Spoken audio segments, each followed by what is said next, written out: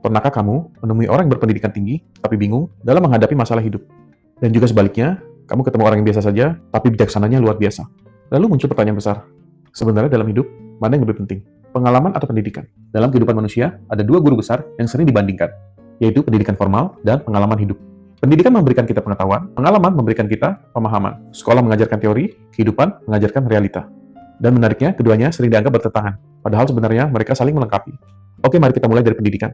Pendidikan adalah fondasi. Ia membuka wawasan, melatih logika, dan membantu kita memahami dunia tanpa harus mengalaminya sendiri.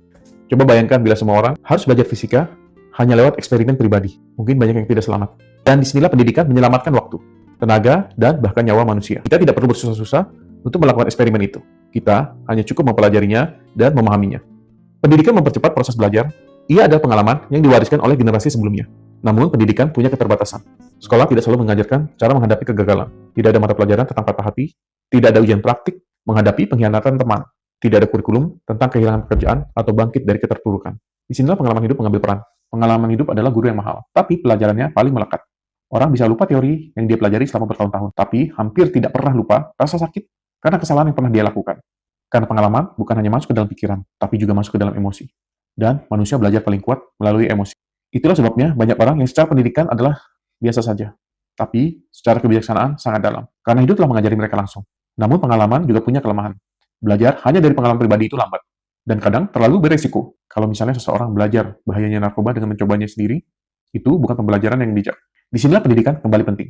Jadi sebenarnya bukan mana yang lebih utama, pertanyaan yang lebih tepat adalah bagaimana kita menyeimbangkan antara pendidikan dan pengalaman. Karena pendidikan tanpa pengalaman membuat seseorang jadi kaku. Tapi pengalaman tanpa pendidikan bisa membuat orang terbatas. Orang berpendidikan tapi tidak pernah diuji kehidupan, seringkali rapuh saat masalah datang. Begitu juga sebaliknya. Orang berpengalaman tapi tidak mau belajar bisa terjebak dalam pola pikir yang lama dan sulit berkembang. Kebijaksanaan sejati lahir ketika pengetahuan bertemu dengan pengalaman. Seperti pisau yang tajam karena diasah, manusia juga tajam karena diuji. Dan ada satu fakta menarik dalam hidup. Banyak kesuksesan besar bukan karena pendidikan yang tinggi, tetapi karena kemampuan belajar dari pengalaman. Orang yang berhasil bukan karena yang tidak pernah gagal, tapi yang tidak pernah berhenti setelah gagal. Karena pada akhirnya kehidupan itu seperti sekolah yang tanpa kelulusan. Dan kita semua adalah murid sampai akhir usia.